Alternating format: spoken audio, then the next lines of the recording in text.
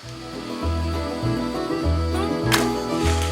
I started processing my own deer last year, and I wanted to give y'all a quick look at this storage container that my dad converted into a meat processing building.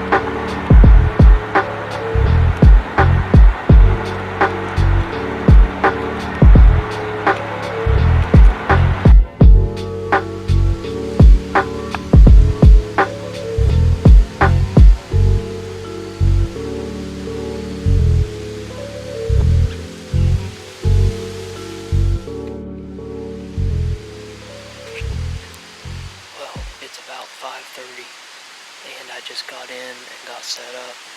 I decided to hunt the edge of this field. It's pretty windy and the leaves are really crunchy, but I think I got in without spooking anything, so hopefully a doe shows itself.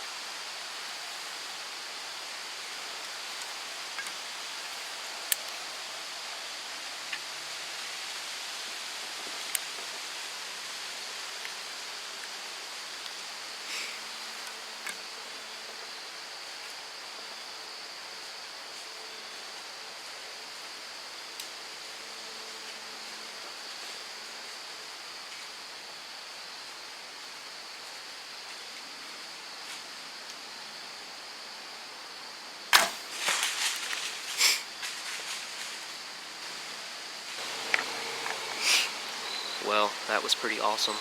I hadn't been in the stand very long at all, and I turned around and there were two does feeding sort of my direction, but they were moving really slow.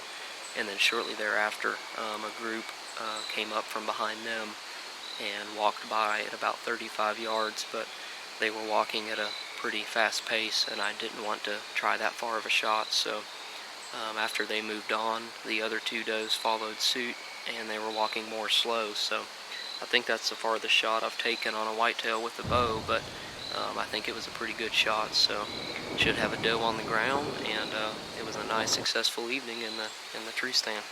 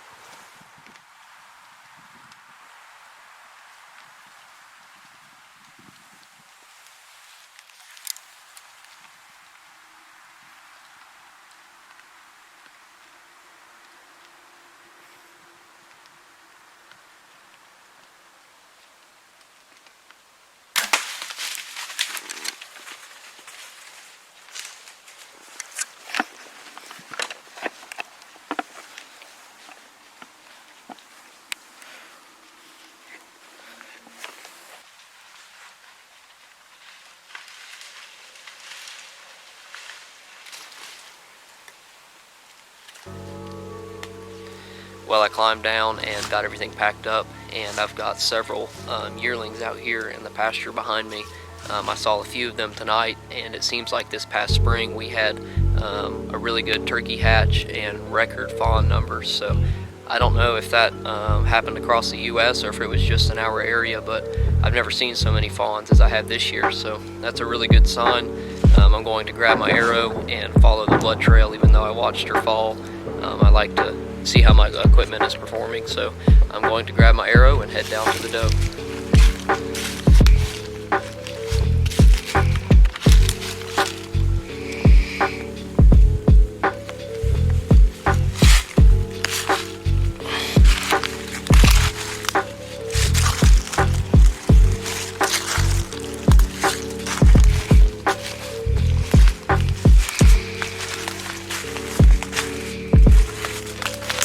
Well, naturally it went down in the thickest stuff here, but I don't have a very far drag, and I'm going to get her field dressed and then take it to my dad's processing shed and quarter it up and vacuum seal it. So it was a super fun hunt, and if y'all enjoyed it, leave a like and a comment, and hopefully we'll have another one down soon.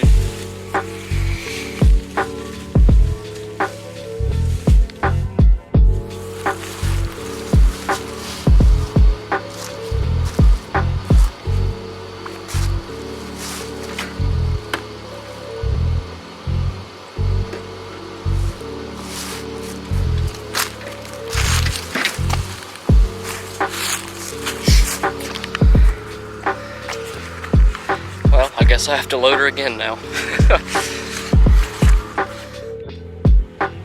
So I started processing my own deer last year, and I wanted to give y'all a quick look at this storage container that my dad converted into a meat processing building. He essentially framed in the front and then ran electricity and hot and cold water to it. And he put a porch on the front.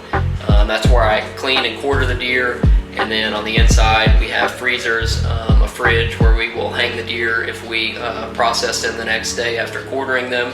And then he also has some black walnut cutting boards and all the processing equipment, such as a vacuum sealer and the grinder. So it works out really well, and I just wanted to give y'all a quick look at where I process my deer.